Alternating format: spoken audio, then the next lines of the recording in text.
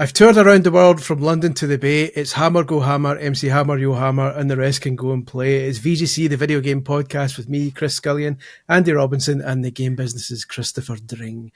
This week, a new GTA 6 trailer gives us something to argue about for the next 13 months. 2K throws us a $50 bone while we wait, and another big Xbox IP is coming to PlayStation. But first, how's it going, folks? Dringo, thank you very much for coming back once again and gracing us with your presence. How are things? I'm about to say it's my favourite podcast. After mine, it's my favourite podcast. This official line. Yes, it's always lovely to join and have a chat. I sometimes get carried away though. I get too excited. I just start chatting stuff. I realised I said something on a podcast the other day that's ended up on Rosetta or something.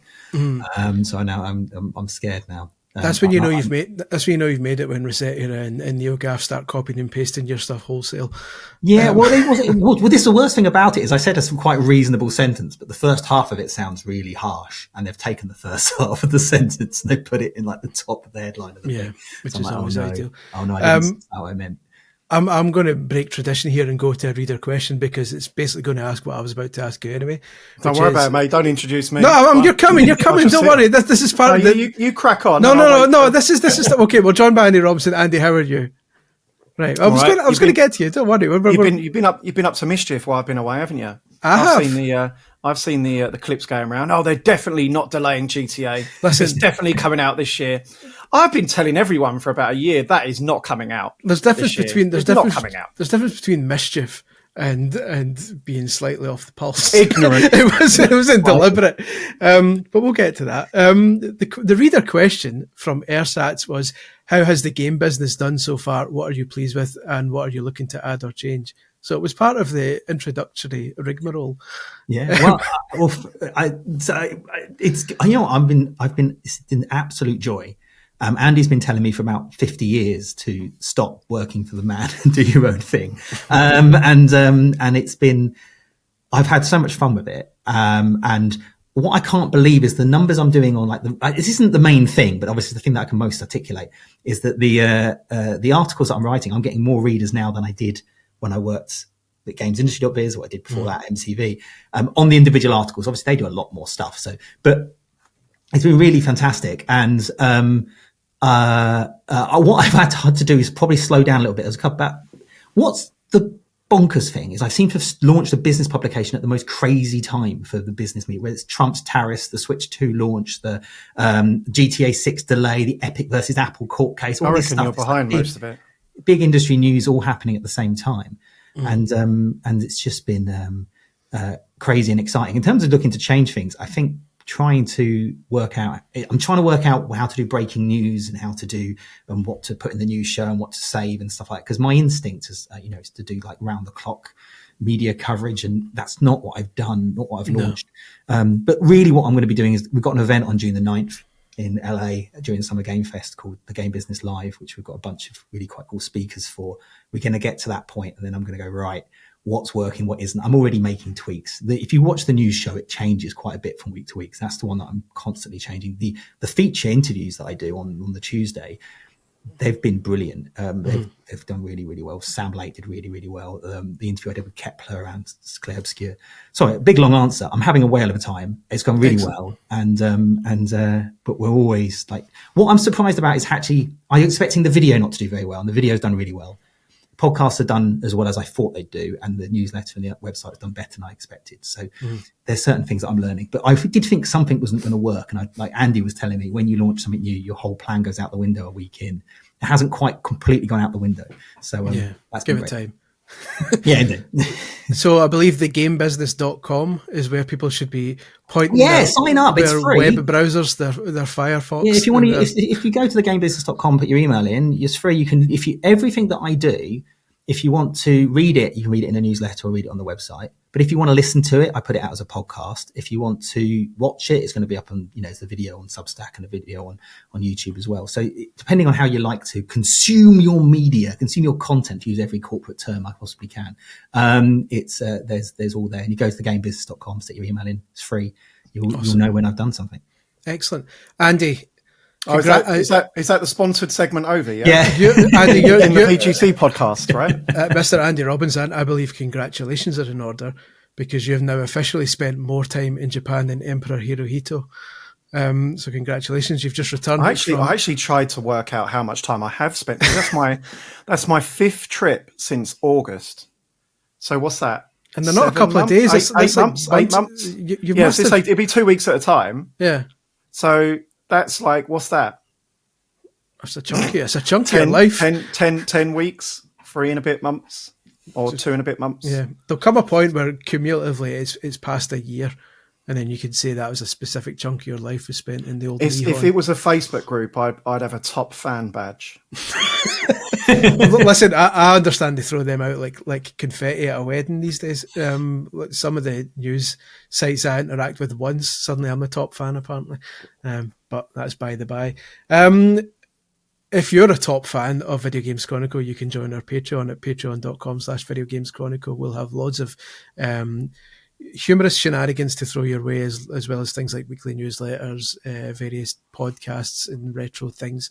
And also you can support journalism at a time when everything is burning down. That as well. I suppose that's also a benefit, is that it keeps us afloat and lets us continue to do what we're doing. And we greatly appreciate everyone who does that, especially our season ticket holders, Serkan Total, Matt Huggins, Martimus Prime, official VGC historian Sam Beggs, NB12, and Mark Edmonds. Thank you very much to everyone involved. And Ryan Cobain and Shay, thanks. Let's talk some video games news. I appreciate we're doing this early. Do we have to? Can we just talk about the game business for a bit longer? We'll get to it, don't worry. When's my next ad? But many of these stories have been curated with the game business in mind. Of course they have. Of course, listen. Chris Dring doesn't get up out of bed for any less than 12 plugs.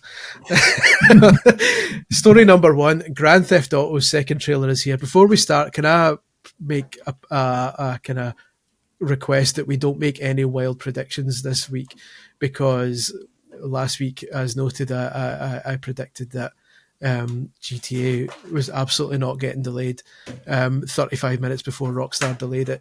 And then in our subsequent podcast discussing the delay, Jordan said that was the last we were going to hear about it for months, and then 2 days later a trailer came out. So let's just not make any more predictions, if that's okay, just for this week. GTA's second trailer is here. The new dual protagonists are Jason Duval, Robert Duval's son, not confirmed, and Lucia Caminos. Rockstar later reiterated that the game was captured on PS5 hardware and was a combination of gameplay and cutscenes. Didn't say whether it was PS5 Pro, they just said PS5. Do we have thoughts on the trailer, gentlemen? Presumably you've both seen it by now. Dringo, what did you think? Yeah, lovely. Nice. Good. I give it a good 8 out of 10. It looks very impressive, right? I mean, that's the thing. I think that was the wow. But I mean, it's what you expect from Rockstar. This is the biggest entertainment launch. It's gonna be the biggest entertainment launch I've ever seen. Yeah, and they have got that reputation. They've got that expectation, that pressure of setting the bar. So, I wouldn't expect anything less than it to actually make people's jaws drop. And it's harder to do that, I think, nowadays than it was. As evidenced by some of the comments, I've seen people call it a GTA 5 mod. Looks like the last game. Who need to go and get their eyes and brains checked. It looks like what it is, right? It looks like the most expensive video game ever made. They can afford to spend probably $1 billion+ on this game. It looks absolutely stunning. But the most impressive thing about that, I guess. Again, I don't want to go two-footed on the GTA 5 modders, but I will. If you understand how video games are made, a big open world game, right? Like, it's fine to go, but Uncharted kind of looks, really good. Yeah, but they're making a corridor, right? Mm-hmm. That's what those games are. They're very pretty, exciting corridors. GTA is a huge, vast open world game. It's kind of unfathomable that they've been able to make a game of that scale, at that visual fidelity. The questions now are all around, is that thing actually going to run, right? Yeah. That's why it was quite nice to watch. Digital Foundry did a great breakdown of it, that they actually highlight some bits that look a little bit ropey. Like, as you can see here, this looks, there's some artifacting here, or this has clearly been upscaled. And so it's nice to see some evidence that it might actually be running on a PS5, right? As they say, not that I'm calling them liars, but wowee, it looks great, right? Yeah, it's an interesting one. They do a lot of shagging, don't they? Like just purely in terms of the content. Core to the plot. I mean, I get that there are a couple, and but they do a lot of shagging in that trailer alone. Like they were mounting each other more times than the dressage at the Olympics. But it was I'm up for it. I think it looks really good.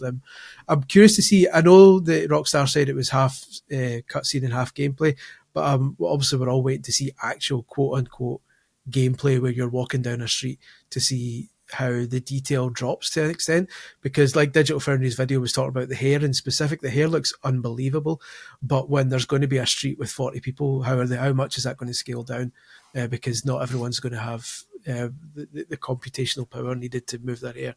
But I appreciate we're getting very nerdy and we're only like 10 minutes in. What I will say is I thought it looked amazing, but we do live in this weird age of video games where the most popular games in the world are probably the ugliest looking things on the market, Robloxes and all those sort of things. That people aren't necessarily demanding games look this incredible. And it's interesting. I had an interview with CD Projekt this week where I talked about the fact that they're known for like pushing the boundary, sometimes to the detriment of their games running well. Yeah. And they were saying they're very mindful of the fact that the next generation that seems to be coming through aren't bothered about that kind of stuff. And it's about, and how do they adapt to that, and how do they bring in those people and explain these things to them. So I think it looked amazing, looked astonishing. But I think it's more important the game runs well, because it's I don't think the broader audience really cares as much as some of our more hardcore fans and listeners. Stuff. Yeah, the delay. We briefly touched on the delay last week after it was announced in an emergency second podcast. But since the delay, there haven't been a lot of kind of games rushing to say that, oh, we're going to release in September, October now. And during a conference call, EA's CEO Andrew Wilson kind of suggested that he didn't see a lot of games doing that because, understandably, you can't rush a game to release if it isn't ready. It's very hard to say if you've said to your teams that because of, okay, I know we wanted it out for Christmas, but let's aim for, January, February. It's very hard to then say to your teams, actually, can you push forward your timelines by 2 months, right? Particularly to get a game out particularly if it's a retail game, to get your game out for October, it needs to be ready in a couple of months, right? You need to have a version to put on, on discs soon. So I think he's right. What you might see is games that were not necessarily getting a big focus, getting more of a focus than they were. Battlefield might be able to move forward a little bit. Mm-hmm. They might, you might get. You're already seeing them. They dated Mafia, obviously, yesterday as well. well. Mafia was surprised me because obviously there was a rumor of it being in August, but I thought that would have been a great opportunity too, because August, September is really congested, right? You've got that Metal Gear. There's some good games. Me and you were talking about this, right? There's some good games coming out this year. Yeah. But Ghost of Yotei as well. Borderlands is coming out. In any other year, this is stacked. Mm-hmm. Well, but it's all of that's coming out in this weird 6-week window from the end of August to the beginning of October. You've got Ghost of Yotei, you've got Borderlands 4, you've got a Marathon, you've got Metal Gear remake, remaster, whatever one that is. You've got Mafia. And I was sitting there thinking to myself, one of those games could move to a little bit later now. You've got this wonderful October-November window where you can just put your game there and have a bit more of a space to yourself. And that's when Mafia hadn't been dated, it'd been rumours, but it hadn't been dated. It's like, well, why not stick that in? And now 2K have got to do Mafia, NBA, Borderlands all on top of each other in a sort of, I don't think that's necessary, so I think you might get some games pushing out. If there's a couple of games that can move forward, I'm sure people will, but I don't think it's going to be an epic move. This is, I said this on my, on thegamebusiness.com. You should all sign up to that for free. I think the best company going to benefit from this most is Nintendo.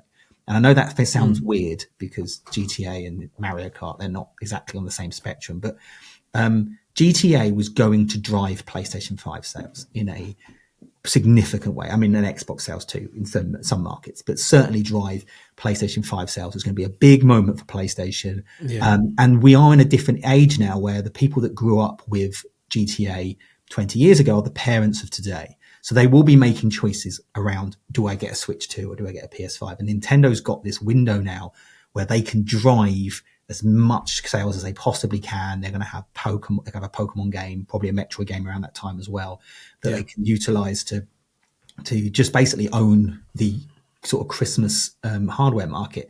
I think that's significant for them. I don't think many people are going to move forward. But I do think it's good that I think it's surprising Rockstar said. When was the last time we've had a game that was dated this far out from its actual release? Was it Starfield? Wasn't it? Especially with a specific date like that. Yeah, because it's still it's pretty much from when they announced it was about 13 months ahead. It's quite. Yeah, it's pretty far away. Usually they have a vague window instead of this very specific. And I do wonder if that's to give I wonder if that I wonder if that's to tell the industry, right, you can go in April or you can go in July. We've got this deal. And obviously we're of an age, all of us on this podcast, where we remember that the May slot used to be the Rockstar slot. Used to be the Don't you remember that one May where Rockstar put about 4 developers out of business? Was that Red Dead 1?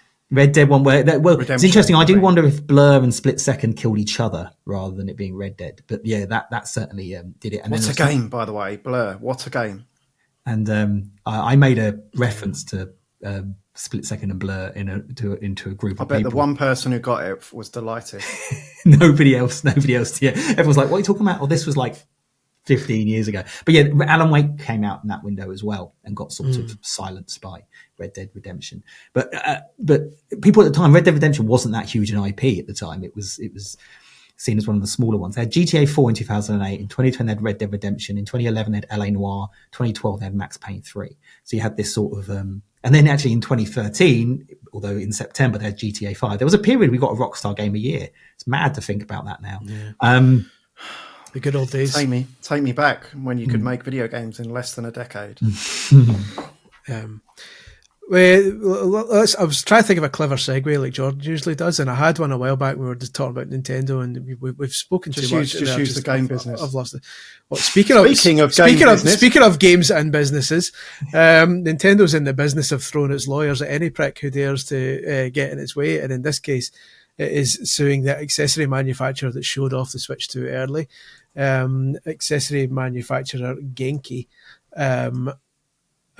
showed off 3D printed mock-ups of the Switch 2 ahead of its official announcement, most infamously at the Consumer Electronics Show CES in January, where they posted an ad saying they were happy to discuss any Switch 2 info we may have, as well as the stuff we're making for it. Genki CEO then allegedly showed off the 3D printed mock-ups to people and said they had access to the Switch 2. Nintendo's lawyers turned up on the show floor and said, "Can put a zip in it, mate." And then allegedly they then continued to display videos of the Switch 2. So Nintendo said, "Hey, you've pushed your luck here," and now Genki's getting their collar felt for it. Do we have any thoughts on this, Mr. Dring? I don't know why they did that. Ignoring the suing thing, that's just Nintendo, the litigious company. But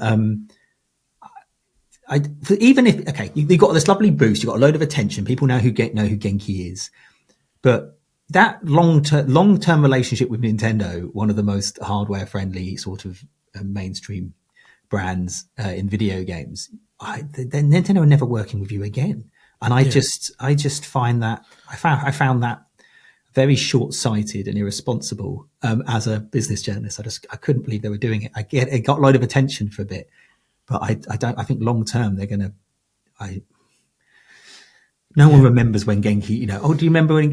It's all been announced now. It's all in the past. Now they're going to. That was all very, very strange. That wasn't it?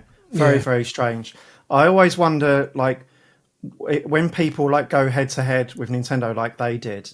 Oh yeah, we got it. Oh, we didn't sign an NDA, and they were saying stuff like that. Come and see it. They're booking appointments. Come and see it. That. They mustn't know much about Nintendo to do that. Yeah. If I was given a early Switch model, I would sprint as far as I could in the opposite direction. And Nintendo would probably still kind of get me with one of their little net guns, and I would be put into Mario and Luigi Jow. Yeah, But you also get it's odd because there's another. I want to say it was Dbrand. Is that the Canadian company that are constantly kind of like trolling? Like they went one further, where basically did one of their usual "fuck you" like things where they basically like taunt and Nintendo, because they've done it with PlayStation in the past, and they've taunted Nintendo a few times. You wonder if they're kind of pushing it a bit, or if they've got a very strong legal team who are sitting there saying, "Look, you can say this, but you can't say that." The problem is, even if they could say it, the thing is, I get it. You've got media sites that are like this, by the way, who will sit there and go, "Yeah, we're going to stick the finger up to the man, and we're going to upset all these big companies." But there comes a point, if that succeeds for you, if that builds your brand, and you start doing very, very well, there comes a point where you're going to want to start legitimizing. And then you're having to go back to all these companies and go, "Hello, we're good now. We're better now. We've got new leadership. We're friendlier now." Yeah. And you're probably going to get a sort of a call, fuck off, basically. It's I don't know if it's just the old man in me, but I just, when I see stuff like that, I just go, it's like someone at 4chan has decided to take over a company, and it's like, can you just sell the stuff? This stuff is like, I'm also, look, I'm a business, I have a slightly different view on it, but I do believe that sometimes, Nintendo's reveal wasn't a great initial one, the January one, but I do believe that there's an element of, let's go along with this journey, right? Let's go. We've heard the rumors, we've seen some of the design documents and some of the hints and stuff. Let's just go on it. And when someone just comes up and goes, "Oh, here it is," and it's accessible, and it's clearly to boost their own profile and I don't know. I don't know. We're getting into the debate of whether or not leaks are good or not. But it's. I'm all for waiting until I'm going to be shown what it actually is. Yeah. Agreed. For its part, Genki released a statement saying, quote, "You may have seen Nintendo recently filed a lawsuit against us. We're taking it seriously and working with legal counsel to respond thoughtfully. While we can't comment in detail, we're continuing preparations to fulfill orders and showcase our newest products at PAX East this week." They've even used the response to legal threat to promote their PAX. To promote their stuff. Because it ends, it says, "We're grateful for the overwhelming support we've received so far. We'll share more when we can, but for now, we're staying focused on what we do best, building gear for gamers." All right, TM. All right, well, Genki, we look forward to continuing to keep an eye on this story, as well as Nintendo's myriad other legal battles, and see what happens going forward. Speaking of battles, what about a battle that took place nearly 20 years ago on the Xbox 360, in which locusts and shit invaded the Earth? Of course, referring to Gears of War, which is returning in August, but this time it's coming to Gears of War Reloaded. Is coming to Xbox Series X and S, PC, and a little console called the PlayStation 5, marking Xbox's IP's first venture on a PlayStation console. Gears of War Reloaded will be released on August 26th, costs $40 on all platforms, and will be on Game Pass day one. Xbox players who own Gears of War Ultimate Edition digitally will get a free upgrade. So we now have Forza and Gears both on PlayStation. When is Halo coming? Chris, what do you think? Hang on. Are we doing a prediction? No. I just thought the game business may have information on this. Honestly, I don't think I'd be interested to. Somebody's going to correct me if I'm wrong. If either of you two is, I think South of Midnight may have been the final Xbox console exclusive. For now, because it might get a PS5 released down the line. But I mean, day and date. I think everything going, because I think Doom is on both. Tony Hawk's on both. The Outer Worlds is on both. Gears of War's on both. I think everything they've got with Call of Duty will be on both, and maybe even Switch as well. I do think this whole, this is the norm now. And, I actually wouldn't be surprised if the next 2-3 years are going to be basically, you're going to get a load of games that came out over the last 4 years from every third party company being released on Switch. And you're going to get every game Microsoft's made in the last 5 years released on PlayStation and probably Switch as well.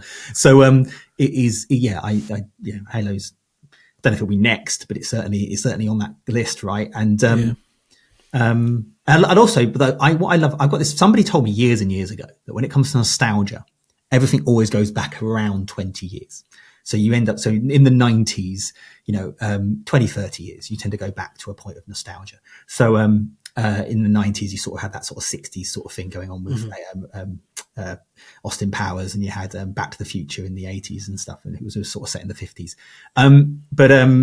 And here we are. We were up to 2006 in the video games world with Oblivion and Gears of War, which is upsetting me because 2006 does not feel long ago at all. Christ, what is time, eh? Yeah, it's devastating. I reviewed that game.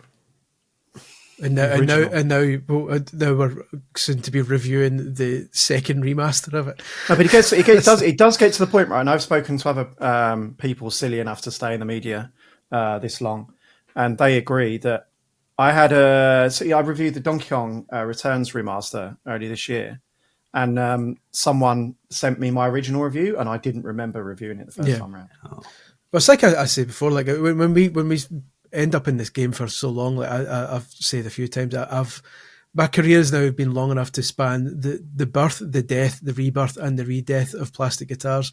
It's just like you get to the point where you're like, you're reviewing the remakes of the games that came out back in the day, and I feel like that old. Whenever I see someone getting an argument on social media about, I don't know, why aren't more games made like this, and why is this happening? Oh, here we go again. Which platform's dead now?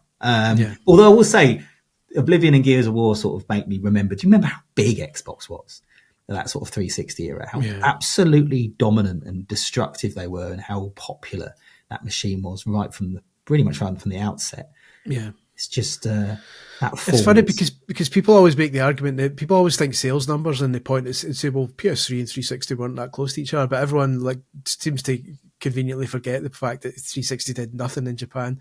So you've got that big chunk in Japan of PS3 sales that contributes. Think about it from the perspective of market share, right? So in the previous generation, PlayStation had like, I can't do the maths, 150, it had like 80% market share. Dominated.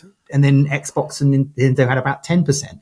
And then you get to the next generation, and PlayStation has PlayStation's market share, sure, it might be the same as Xbox's was, but it plummeted, and Microsoft's had jumped significantly higher. And really, it's a bit of a shame the PS4 and the Xbox One generation wasn't a closer fight. I think it would be better for the industry to have that competition. And now Xbox seem to have largely given up. It's interesting because I just did a piece on the game business about Call of Duty and how well that did.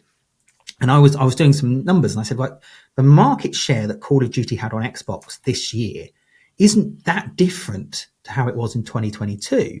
And I was a bit surprised by that. So I spoke to the analyst and the data company, gave me the numbers. Is that right? Why is it was in Game Pass. Surely it should be much bigger on Xbox this time than it was last time.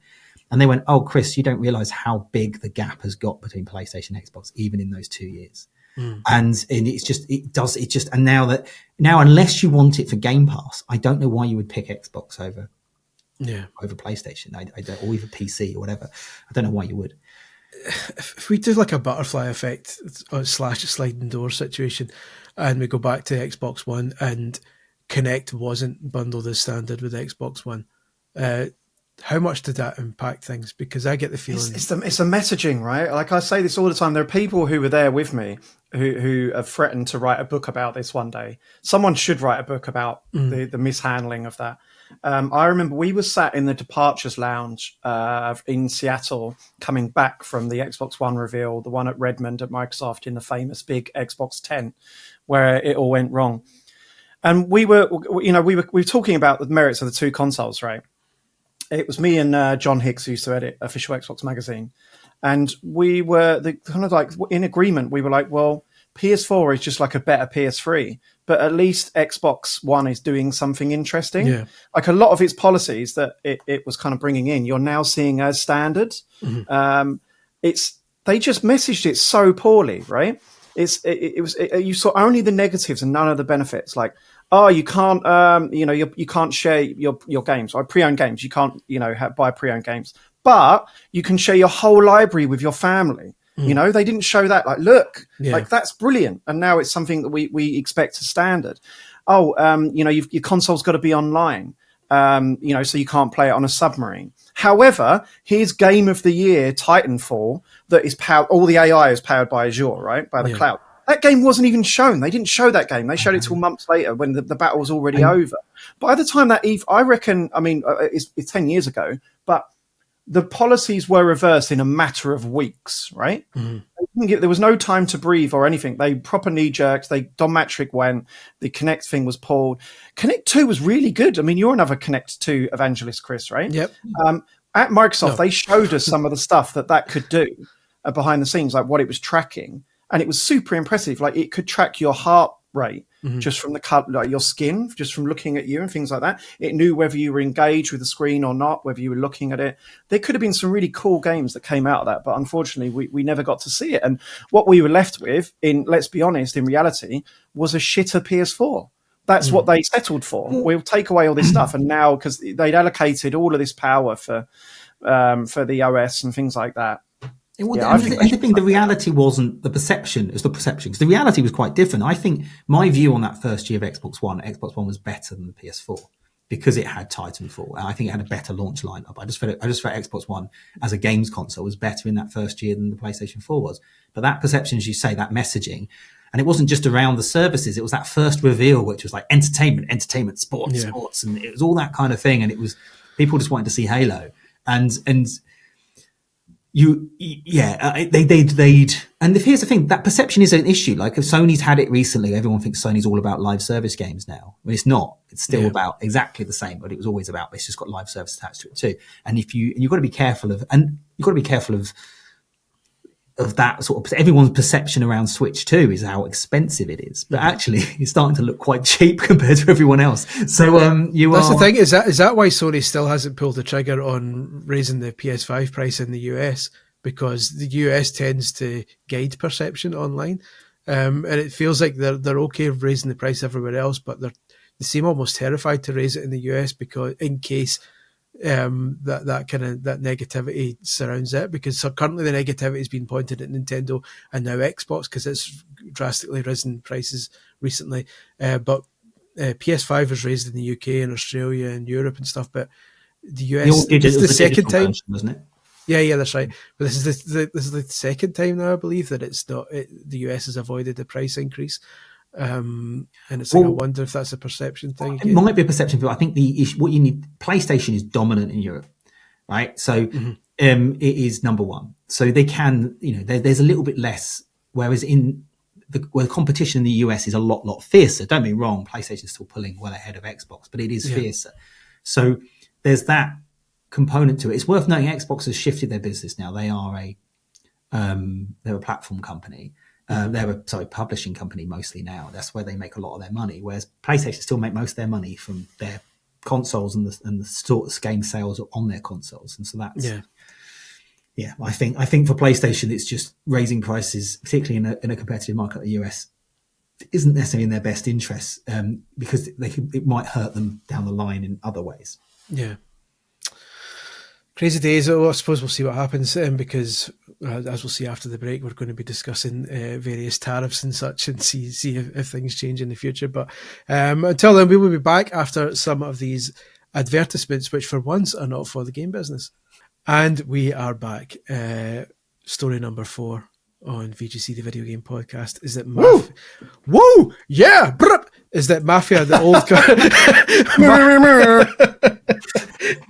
We used to have a soundboard when we did the Official Nintendo Magazine podcast. We had a soundboard for what's his face, Tim Westwood, which we can certainly no longer use.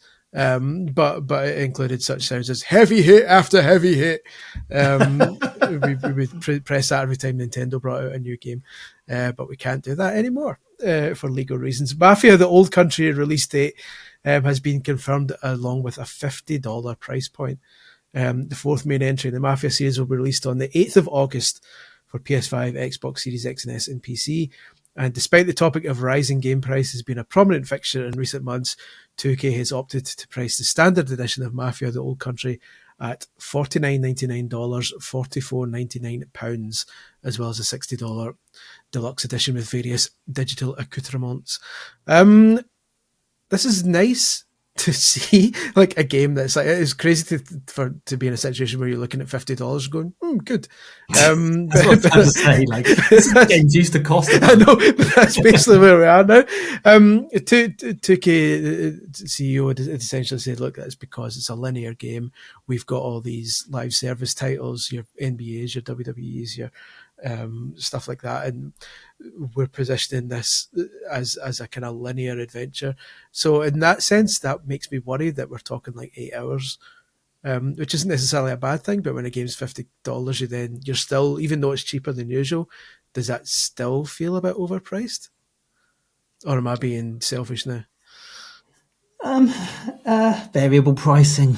I'd love to say this is a new era, but we've had this forever. Yeah. It feels like a trend, but if Miles Morales wasn't a full price game, and that was 5 years ago nearly.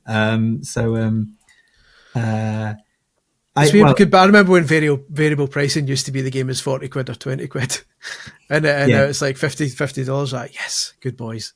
No, thanks very much. But I mean, it does feel like, without digging into the weeds of this, because I'm obviously not, I don't work at a indie publisher and stuff like that. Those are, the real experts that are sat there crunching the numbers on Steam and consoles.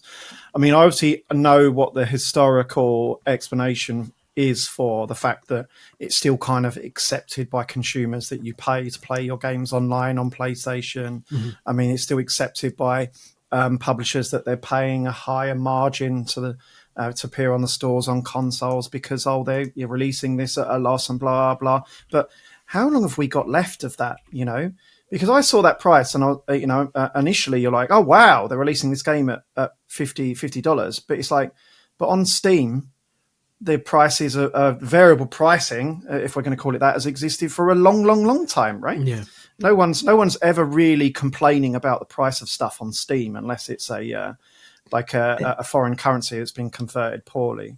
We've had some success with it. Helldivers 2 was a bit of a one last year where it was priced not full price, and lots of people that were interested in basically what is the point? And this is the conversation that publishers were having. What's the point where something could be to some people an impulse purchase? Right. Mm-hmm. And I would argue £75 for Mario Kart is not, or $80 for Mario Kart is not an impulse purchase. But here's the thing, that game, people are going to buy it anyway. It doesn't need to be an impulse purchase because people will want it. And then you go, right, okay, I've got a game like Mafia. Mafia as a franchise is moderately successful, but it's not hugely successful. It's never really broken out, despite that time they went huge over, was the last big Mafia game. I remember there was like a huge E3 thing. But it's not the biggest series in the world. How can we do what Helldivers did and other games like that and actually break out and find audiences and give them something? Oh, I might like to give that a go. And if they've probably gone, $50 is something you might be able to convince people to go, I'll give that a punt. And whereas if the game got great reviews and it was $80 or $70, it might not matter, right? So it's, getting people to play your game is hard. And if you're not got something that's like, oh yeah, okay, I'll drop that amount of money on that, then you need to sort of play around with pricing. That's what indies do. That's what those AA, I hate the word AA, but that's what I like to call them, focused AAA games. They sort of focus on a very specific area and do it very well. Yeah. That's what they've been doing. And you can sort of find, I don't know how much Space Marine 2 costs, but that feels like a sort of game that might have been a little bit lower priced. But that's what I think they're trying to do. It's just that I'm conscious now that I'm about to turn 40. There's an element of me going, when I was a lad, games used to be £30. I used to get them for Call of Duty for 25 quid from Sainsbury's, and it was being that sort of person. Is 50 quid good? I think it's probably all right for this sort of thing. I have no idea how long it will be, but yeah, that's the thing. It's like again, is this a perception thing? Because had we not recently been talking about $80 games, and had Microsoft not recently come out and said, yeah, our games are going to start costing $80 at the end of the year, would $50 look... $50 feels like it looks better by comparison because of that and Mario Kart.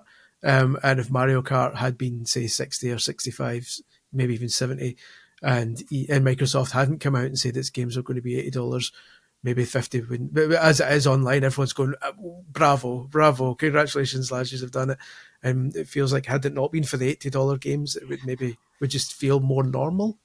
Yeah, maybe. Value's a weird thing because, we live in a world where people are happy to spend hundreds of dollars going to a concert, right? And when you think about, you've got to pay for your travel and your food on the day and things, it's costing you outrageous sums of money for an afternoon of entertainment.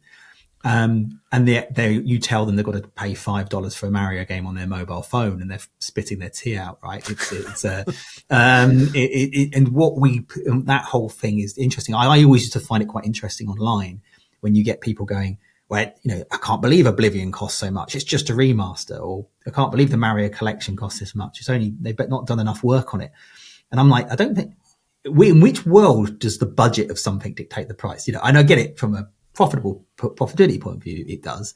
Yeah. But I don't go to a movie and go, I'm not playing that much for Sinners. That doesn't have the same special effects budget as Marvel.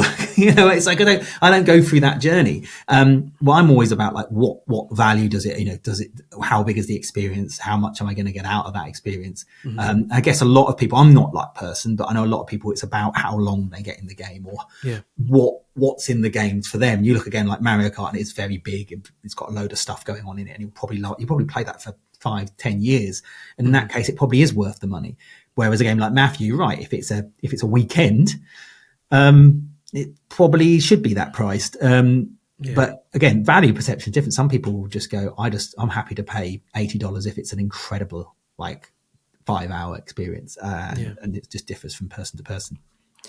Andy, what is the most you would have been willing to pay for Mario Kart realistically? What was the highest price Nintendo could have given that to make you go, yeah, all right, 100? I reckon if they went over 150 quid, I'd think about it. you'd still consider it.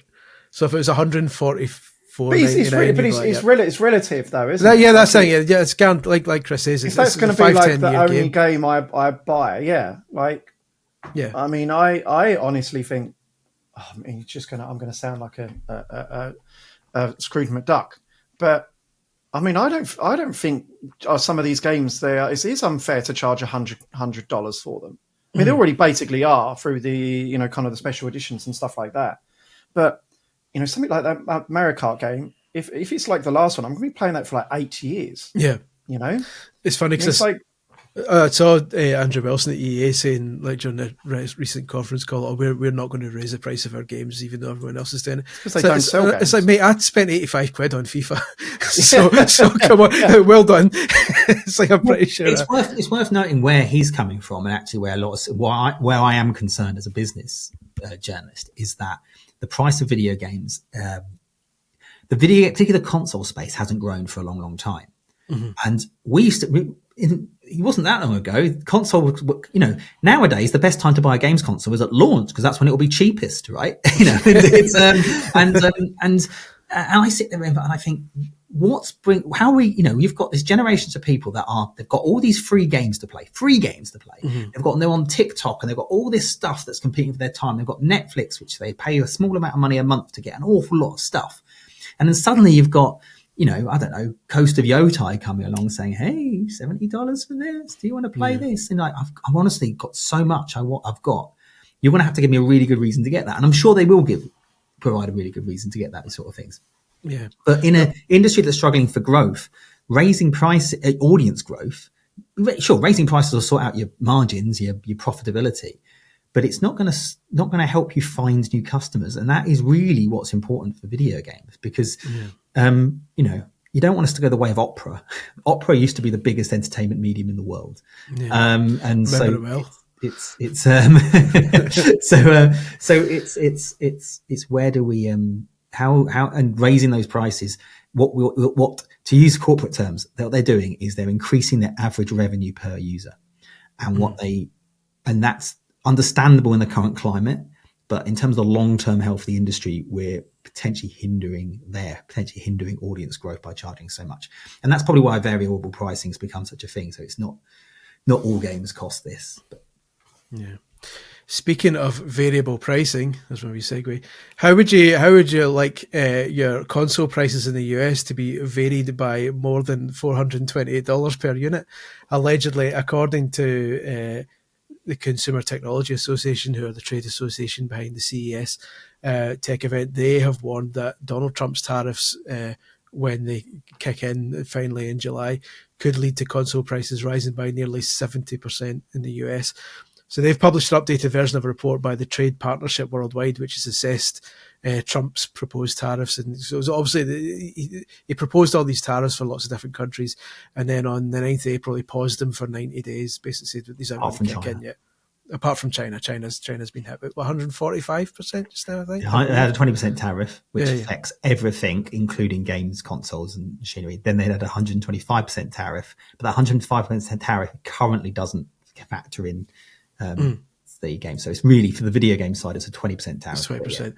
But so according to this new report, if all these tariffs come into play in July as it currently stands, there could still be negotiations before then, but as it stands, the price of tech goods could rise drastically in the US, with estimated increases ranging from 24% rise on PCs, 30% rise on smartphones, up to 69.4% on game consoles. And the report says that potentially, because of where these consoles are manufactured, the average retail cost of a console could potentially rise by as much as $428 per unit, leading to a loss of $12 billion of consumer spending power on consoles due to higher prices.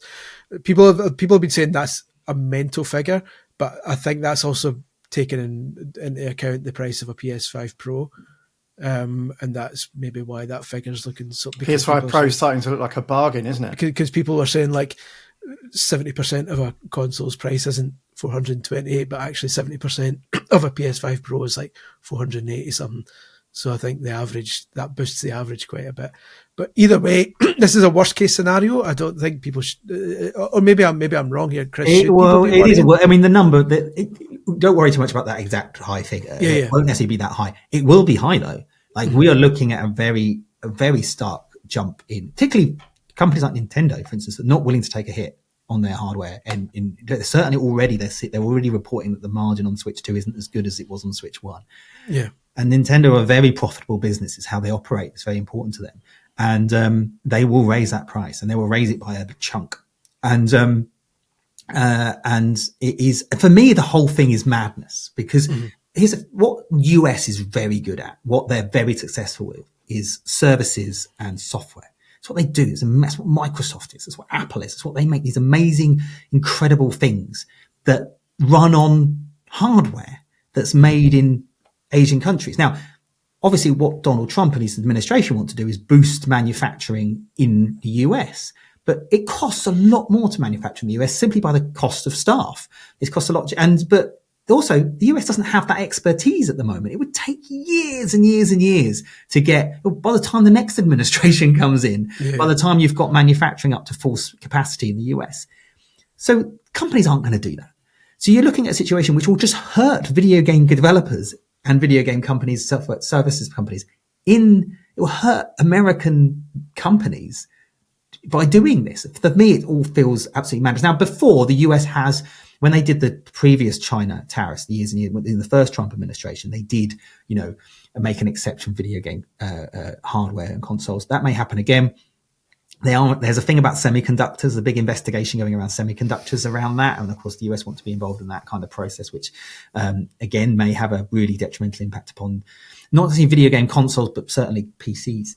But yeah, this is, you need to understand that as soon as these tariffs were announced, the ESA, the Intelligence Office, called me up to do a statement. Like it's such a big issue, and it's such a terrifying issue. Nintendo estimated they're going to sell 15 million Switch 2 consoles in their financial year, which is below all analyst expectations, right? It's still high, but it's not, people were expecting a really, really, probably, record breaking mega first year. And now it's like, it'll be, break some records just about.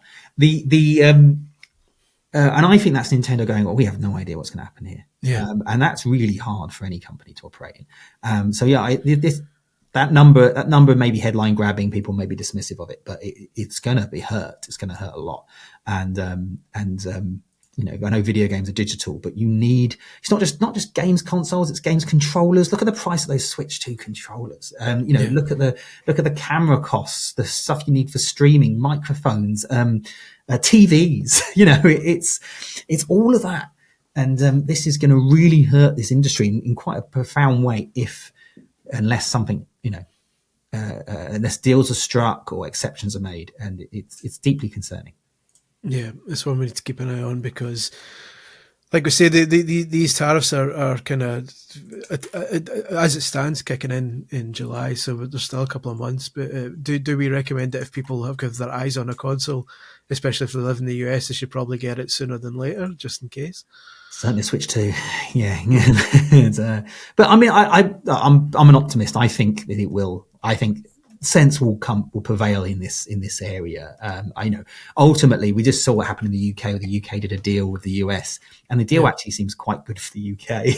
And I feel like it's one of those situations. I mean, somebody on social media, and I don't really necessarily go along with it, is that basically the US government needs to come out of this looking like they've won something, and so it might be a case of something like that will allow people to save face and back out of this. But I think the impact upon the video game sector, which won't be the biggest concern, won't be top of Donald Trump's mind, is a concern. And what did he say in a press conference recently? US people just have to get used to buying maybe fewer products. So, if you instead of $30, you can only have $2. Yeah. Which means my nephew has planned Royal Rumble with his action figures is going to become a one-on-one match. Yeah. Which is depressing. Now you just, instead of getting 30 consoles, you can just get just two. You only need two. Yeah. You only need a Switch and one of the others. Let's just say let's be well. We'll see. That's debatable.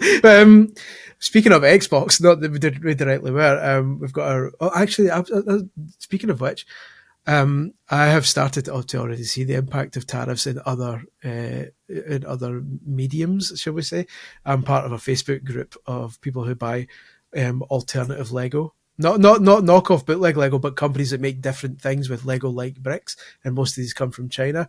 And people are already posting their in the US saying, I bought all this stuff from AliExpress from China, and it was like $80 worth of these kind of alternative Legos, and the additional fees that have now started being added is like $70-80 on top of what they currently pay. So we're in the places where China's 145% tariffs are active now, people are now starting to see the hit. And I know, like you say, the video games is what, like 20% just now, so you're not immediately seeing 20% the games are, but the other things are really, the merchandise and stuff. But here's the other thing that I didn't mention though, in terms of, obviously we're in the UK and we're like, we'll be fine. Here's raising a price of games console by $150 in the US or whatever, or $200 or $400, whatever it's going to be, is a bit too, that those consoles are just going to fail.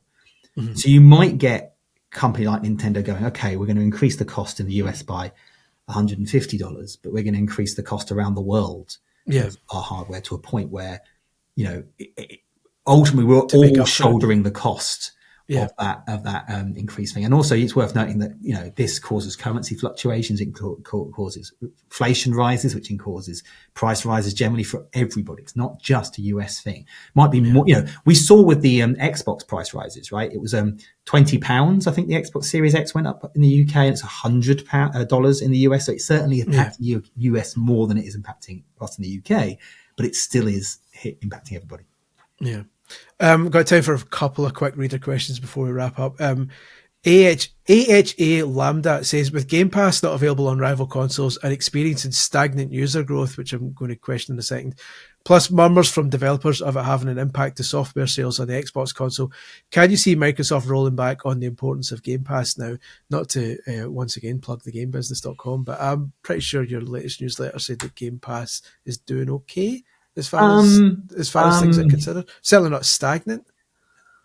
So we saw so this is in the US. Sakana reported that game subscriptions, not just Game Pass, went up 12% in Q4, and so compared to the year before. So during the last 3 months of last year, so revenue from game subscriptions was up 12%, which is great. Yeah. And Call of Duty certainly played a big part in that, because Call of Duty going to Game Pass boosted Game Pass numbers. It's worth noting Game Pass went up in price as well just a few months earlier. So that revenue growth isn't entirely because loads of people came in. Some of it just because the prices went up and they did the services different.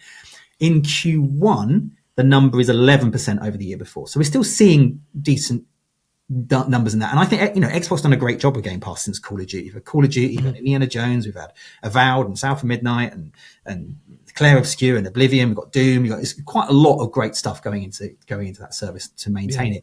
But the growth isn't I think, overall in 2024, this is Circana data, overall game subscriptions revenue grew by 4%, and that included a price rise. So it's not it's not stagnant.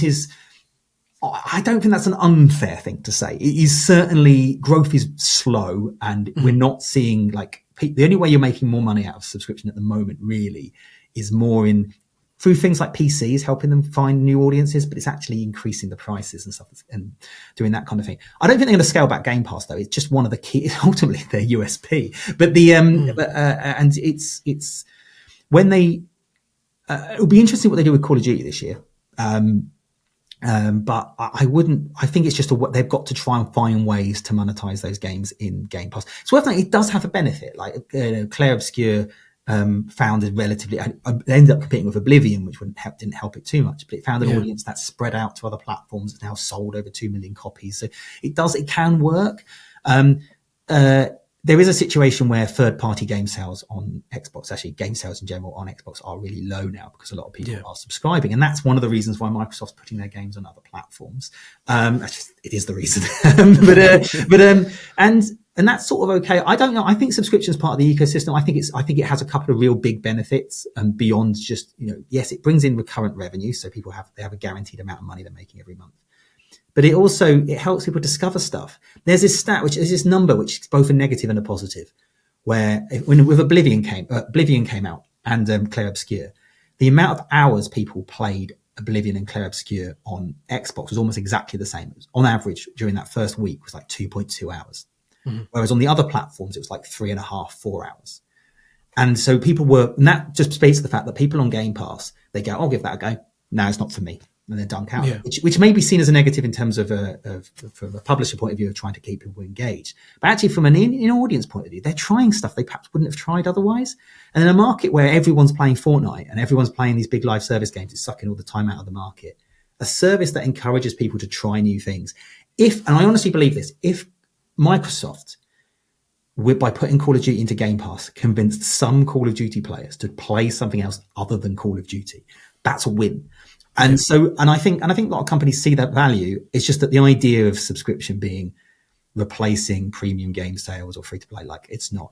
It's never doing that. I was always skeptical of that from the beginning, because the biggest selling video games are free anyway, and people don't play as many games as they watch TV shows. But it certainly seems to be that's playing out. Game Pass though, it is Game Pass as a product is profitable and it's sustainable and it's recurring. Game Pass but obviously when you factor in first-party game development costs and the impact that's having on first-party game sales, Xbox game sales, I think that's when you get into a troubled position.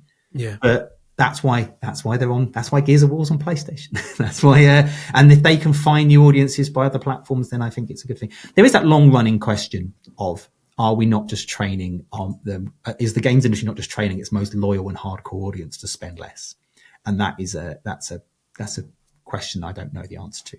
But I don't think they'll scale back Game Pass. It's just, and if any, I'll be interested. I don't know. You might start seeing some price rises and some things like that happening to improve the margin on it. But this year's bonkers for Game Pass. What a year! Just loads of cool stuff. If that can't drive some users, I don't know what will. It does feel like one of the few things that people tend to point at and say that's a good thing coming from Xbox at the moment. People like to criticize all over the place, but most people tend to point at Game Pass and say that's good. It's good from an audience point of view. So from gamers, it's a good thing. I can't perception. These things, I subscribed. Last Xbox game I bought, first party Xbox game I bought, actually just generally Xbox game I bought, was Sea of Thieves in 2018. What the last Xbox game, Andy? What was the last Xbox game you bought? Gears of War 1. In 2000. I genuinely can't remember. It's a bit of a loaded question to ask a game journalist. What the last game they bought. Yeah. I think I bought Rise, Son of Rome. Well worth it. I mean, I a little glimpse behind the curtain here. I bought my first PS5 physical game the other day. I didn't know what they looked like. Did you have problems putting the disc in?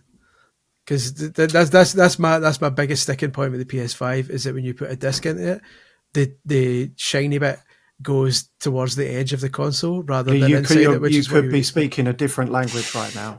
Basically, if you later on go and try and put a disc in your PS5, and I promise you'll put it in the opposite to what it actually is, because it doesn't make any actual sense for it to go in the way it goes. Consumer journalists with your freebies. Yeah. Listen, I'm just embracing the digital future. Digital. Yeah, I know. You know, like, I mean, I think we've talked about this on one of our pods before, but pre like PS4, Xbox One era, all the code we were sent was physical, right? Mm-hmm. Like it was exciting waiting for the mailman. What's coming today? And we'd get sent pre-release code, and that's why we need debug consoles and things like that. And then after that, it's just gone. You just get a code. Yeah. It just makes sense, right? So the vast majority of games handled by a press are digital. Very, very rare we ever see any physical. So therefore, your hands kind of pushed to some extent, right? Like if I didn't want to go all digital, I'd be buying everything twice. Can you imagine being the sort of journalist who emails the PR and says, actually, can you send me a physical copy of that, please? It's like, fuck off. It'd be so put out by it. Very quickly before we go, Jeremy asks, Andy, did you see any Switch 2 adverts on your travels in Japan? Yeah, they're quite a lot, actually. There's obviously they've got the busiest train stations in the world, so it's a special case anyway. But yeah, there were billboards, like kind of like physical advertising. They've got screens on all of the subway out there as well. They kept playing kind of Mario Kart ads, and so it's exciting, isn't it? It's exciting, isn't it? Like a new console. Not really, is it? It is. A new console's always exciting. A new Nintendo console. We haven't had a new Nintendo one for 8 years. Exactly. These are the most exciting moments of my life. I genuinely can't wait. So I'm getting emotional again. I usually get like mocked when I do that. So we'll draw a line under the podcast right now. Thank you very much for listening. Thank you very much again to Chris Dring for joining us. I believe the website is thegamebusiness.com. We should have mentioned it. Put in an email mentions of it. We should have mentioned it. This podcast is going to be bleeps all the way through. But check it out. A very worthwhile endeavour, and a very good read /listen/watch. Support us on patreon.com/videogameschronicle for more gaming goodness. And otherwise, send us your questions, comments, and concerns to podcast@videogameschronicle.com. Thank you very much for listening. Enjoy your weekend when it comes. If you're listening this on Friday, if you're listening on a Tuesday, forget about it. Please disregard previous communication. Thank you all. Goodbye.